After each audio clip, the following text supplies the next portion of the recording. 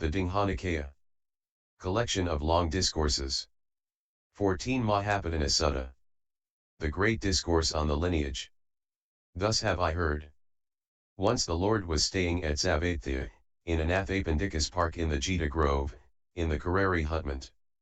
And among a number of monks who had gathered together after their meal, after the alms round, sitting in the Karari pavilion, there arose a serious discussion on former lives, as they said, this is how it was in a former life, or that is how it was.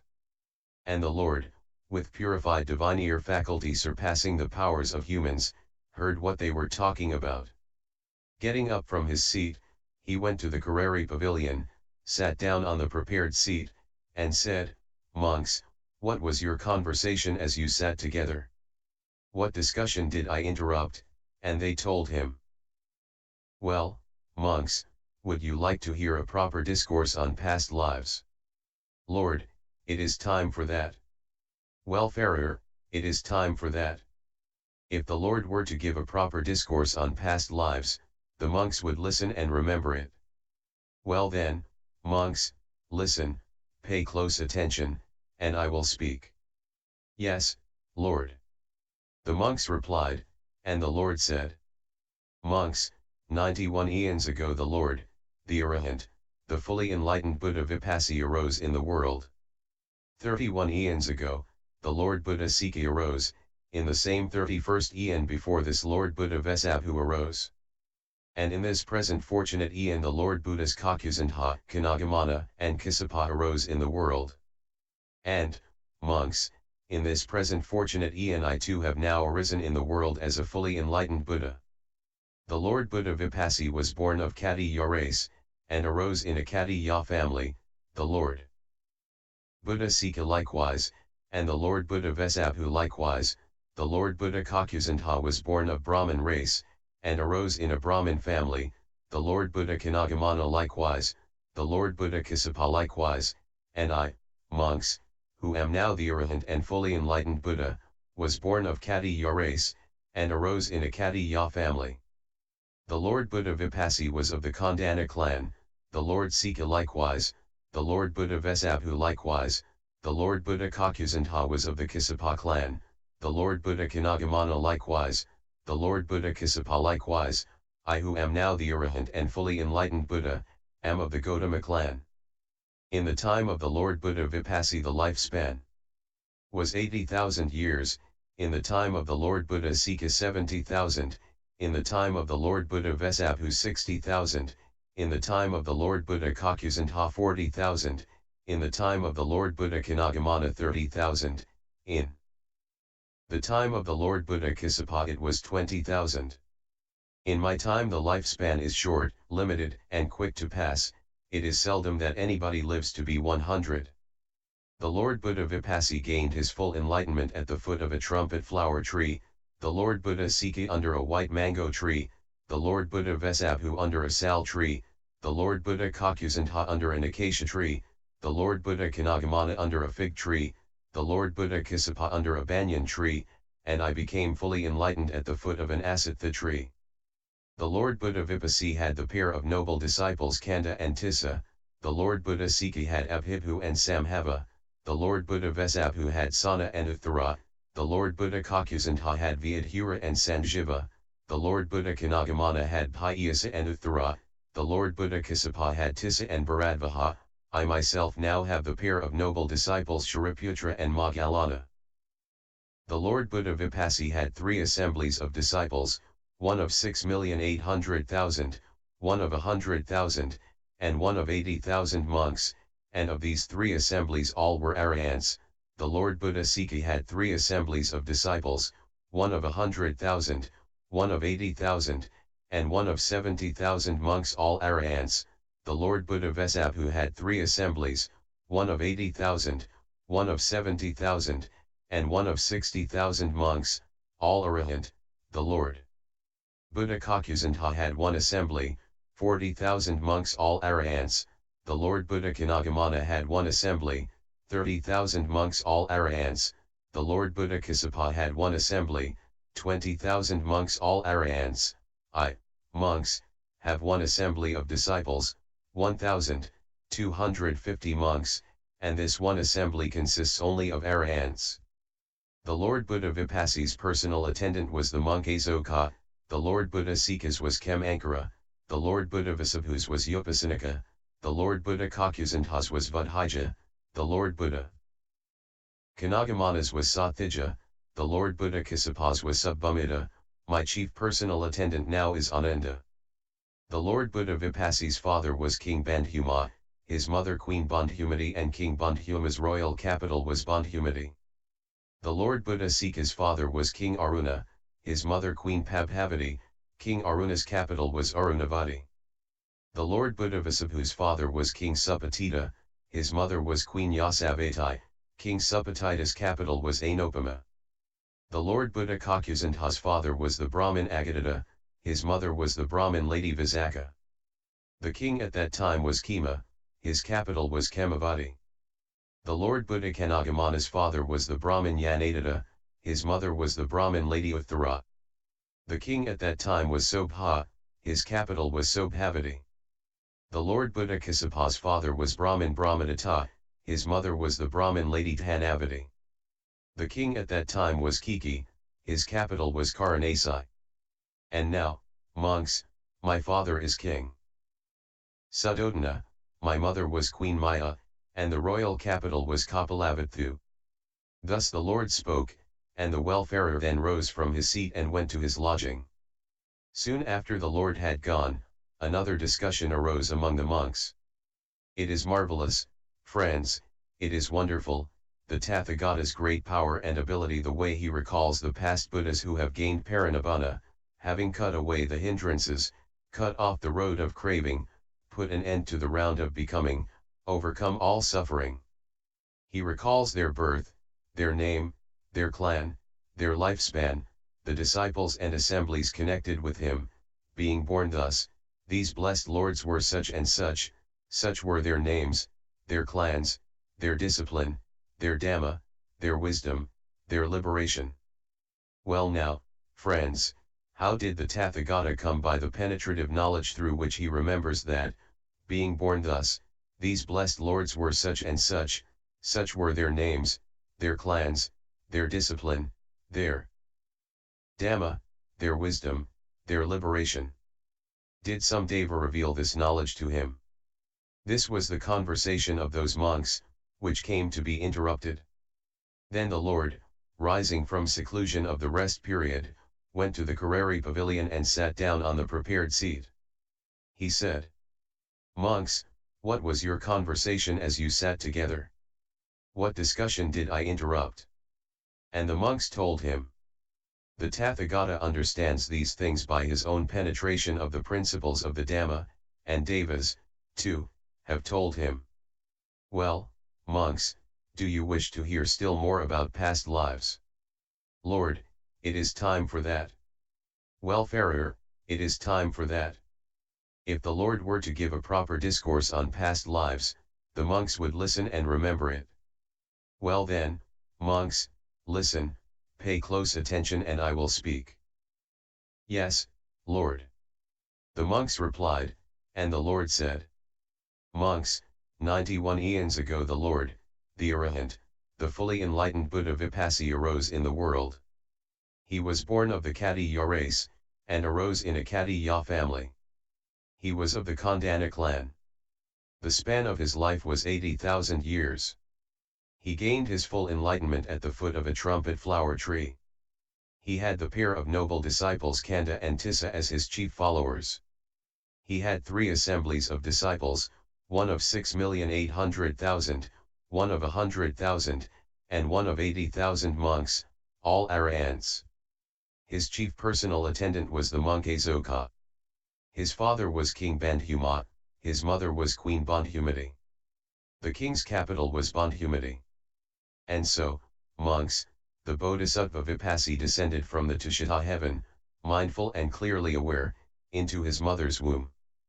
This, monks, is the rule.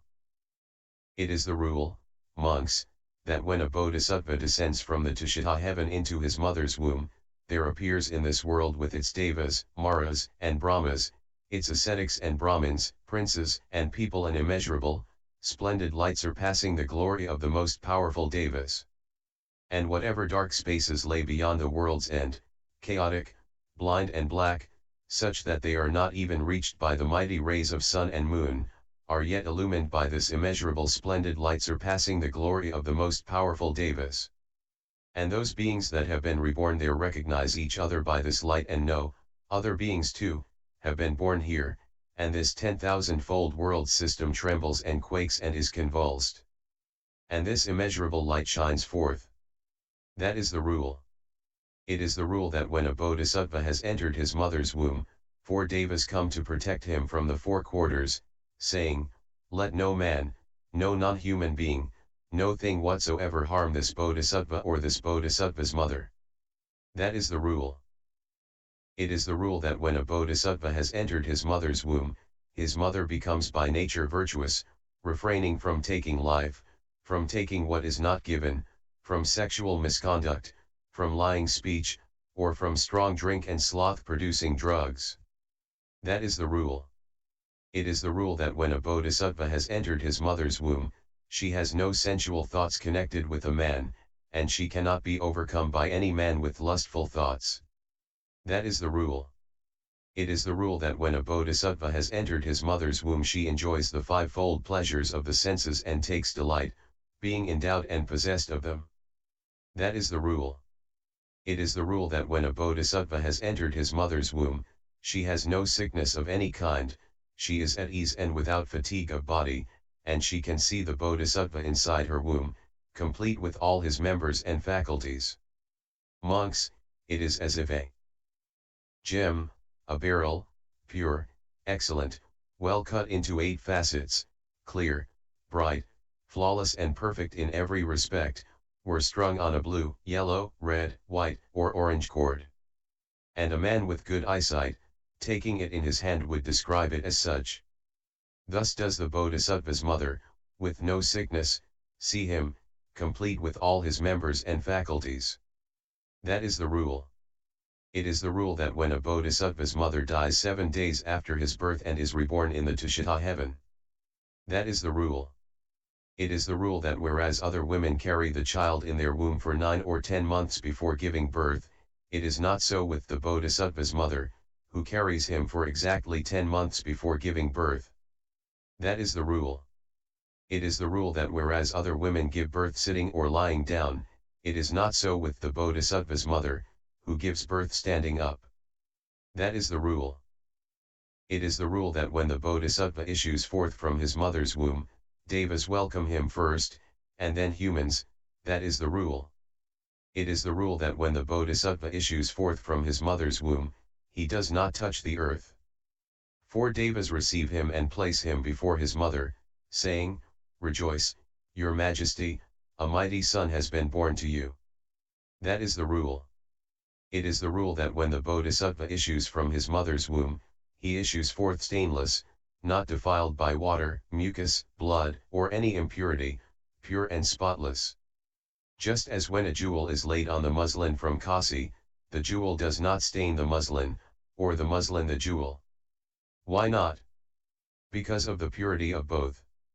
In the same way the bodhisattva issues forth stainless, not defiled by water, mucus, blood, or any impurity, pure and spotless. That is the rule. It is the rule that when the bodhisattva issues forth from his mother's womb, 2 streams of water appear from the sky, one cold, the other warm, with which they ritually wash the bodhisattva and his mother. That is the rule. It is the rule that as soon as he is born the bodhisattva takes a firm stance on both feet, facing north, then takes 7 strides, and then under a white sunshade he scans the 4 quarters, and then declares with a bull-like voice, "I am chief in the world, supreme in the world, eldest in the world. This is my last birth, there will be no more rebecoming." That is the rule. It is the rule that when the bodhisattva issues from his mother's womb there appears in this world with its devas, maras, and brahmas, its ascetics and brahmins, princes and people an immeasurable, splendid light surpassing the glory of the most powerful devas. This is the rule. Monks, when Prince Vipassi was born, they showed him to King Bandhuma and said, "Your Majesty, a son has been born to you. Deign, sire, to look at him." The king looked at the prince, and then said to the Brahmins skilled in signs, "You gentlemen are skilled in signs. Examine the prince." The Brahmins examined the prince and said to King Bandhuma, "Sire, rejoice, for a mighty son has been born to you. It is a gain for you, sire, it is a great profit for you, sire, that such a son has been born into your family.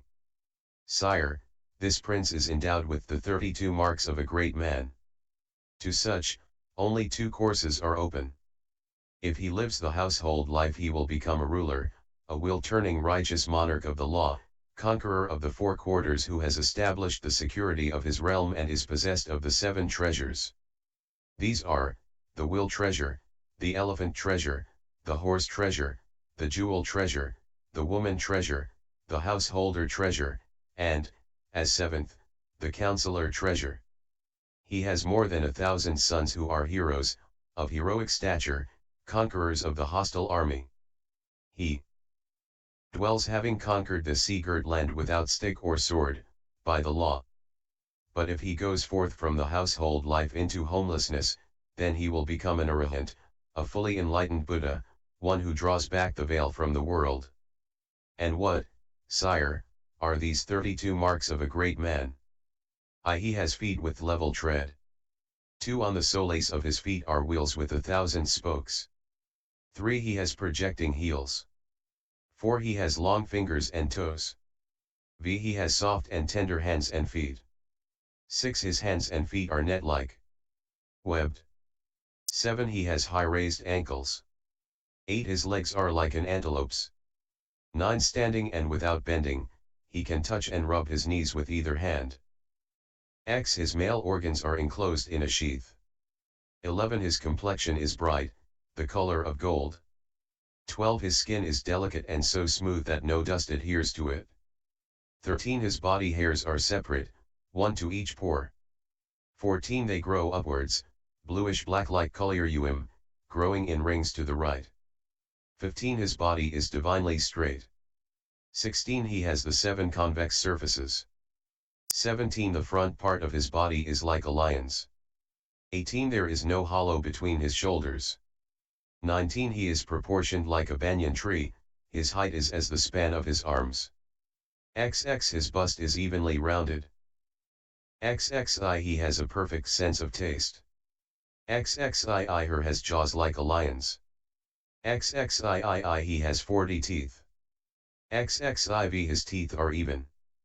XXV there are no spaces between his teeth. XXVI his canine teeth are very bright. XXVII his tongue is very long. XXVIII he has a Brahma-like voice, like that of the Karavika bird. XXIX his eyes are deep blue. XXX he has eyelashes like a cow's. XXXI the hair between his eyebrows is white, and soft like cotton down. XXXII his head is like a royal turban. Sire, this prince is endowed with the 32 marks of a great man. To such, only 2 courses are open. If he lives the household life, he will become a ruler, a will-turning righteous monarch of the law, conqueror of the 4 quarters who has established the security of his realm and is possessed of the 7 treasures. These are, the will treasure, the elephant treasure, the horse treasure, the jewel treasure, the woman treasure, the householder treasure, and, as 7th, the counselor treasure. He has more than 1,000 sons who are heroes, of heroic stature, conquerors of the hostile army. He dwells having conquered the sea-girt land without stick or sword, by the law. But if he goes forth from the household life into homelessness, then he will become an arahant, a fully enlightened Buddha, one who draws back the veil from the world. Then King Bandhuma, having clothed those Brahmins in fresh clothes, satisfied all of their wishes. And King Bandhuma appointed nurses for Prince Vipassi. Some suckled him, some bathed him, some carried him, some dandled him. A white umbrella was held over him night and day, that he might not be harmed by cold or heat or grass or dust. And Prince Vipassi was much beloved of the people. Just as everybody loves a blue, yellow, or white lotus, so they all loved Prince Vipassi. Thus he was born from lap to lap.